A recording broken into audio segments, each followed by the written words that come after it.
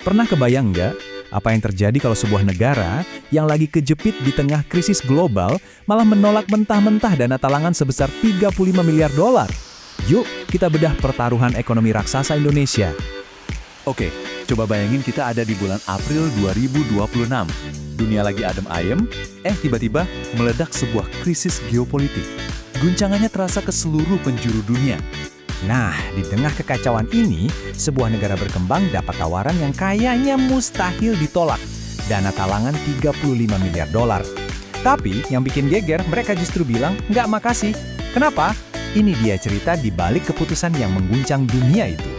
Biar kita ngerti kenapa keputusannya kedengarannya gila banget, kita harus mundur sedikit dan lihat konteksnya. Sebuah dunia yang lagi porak-poranda karena krisis. Pemicunya ada di sini, di Selat Hormuz. Satu konflik kecil di sana ternyata jadi efek domino yang bikin kacau seluruh dunia. Harga energi dan biaya pengiriman barang tiba-tiba meroket.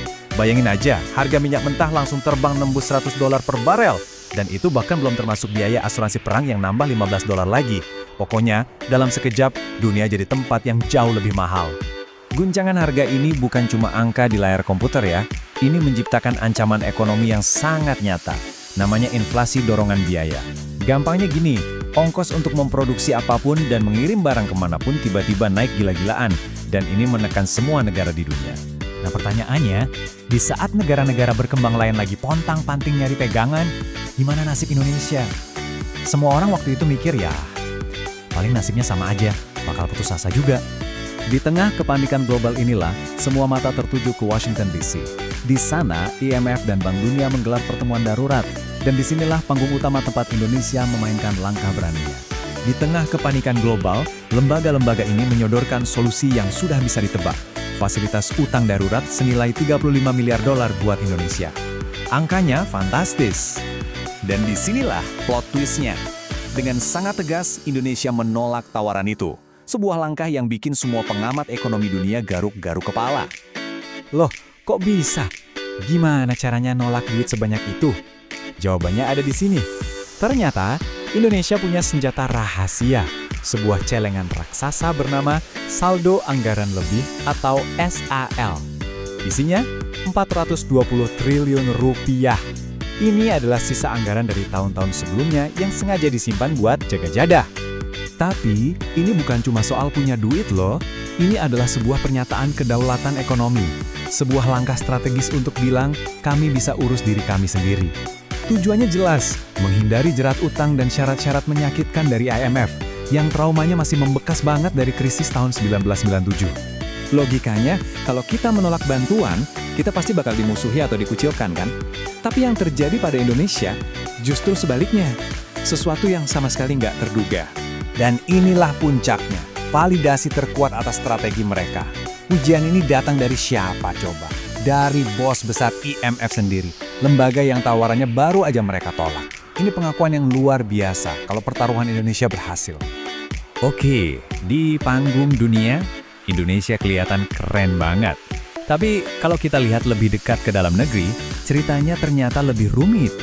Ada yang diuntungkan, tapi ada juga yang jadi korban. Nah, anggaran benteng ini benar-benar jadi tameng buat 284 juta rakyat Indonesia. Lihat saja, harga BBM bersubsidi tetap stabil.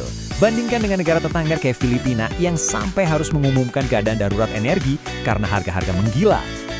Tapi di balik kesuksesan makro itu, ada krisis lain yang nggak kelihatan di permukaan, yang nggak jadi berita utama. Mari kita lihat lebih dalam. Dan ini dia efek domino yang menghancurkan para pengusaha kecil kita. Semuanya berawal dari konflik di Timur Tengah yang bikin pasokan petrokimia macet. Karena kita impor 70% bahan baku plastik, kita langsung kena imbasnya. Hasilnya, harga kemasan plastik meroket sampai 90% di beberapa daerah. Jutaan UMKM di seluruh negeri dihadapkan pada pilihan yang mustahil, telan kerugian sampai bangkrut atau naikin harga tapi ditinggal pelanggan. Ternyata, krisis 2026 ini bukan cuma soal bertahan hidup. Justru ini menjadi semacam katalisator, pemicu untuk mempercepat ambisi jangka panjang Indonesia, mencapai kemandirian ekonomi yang sejati. Dan ternyata, semua respons pemerintah terhadap krisis ini bukan langkah panik yang reaktif. Semuanya nyambung ke rencana besar mereka, ke visi jangka panjang, untuk membangun kemandirian energi, memperkuat industri dalam negeri, Dan yang paling penting, mengurangi ketergantungan pada dolar AS. Mau bukti paling nyata? Lihat saja ekspansi agresif sistem pembayaran QRIS ini. Ini gila loh, tepat di puncak krisis, tanggal 30 April, Indonesia justru tancap gas meluncurkan QRIS dengan Tiongkok. Ini bukan sekedar urusan teknologi, ini adalah langkah strategis untuk membangun jalur keuangan kita sendiri yang independen dari dolar.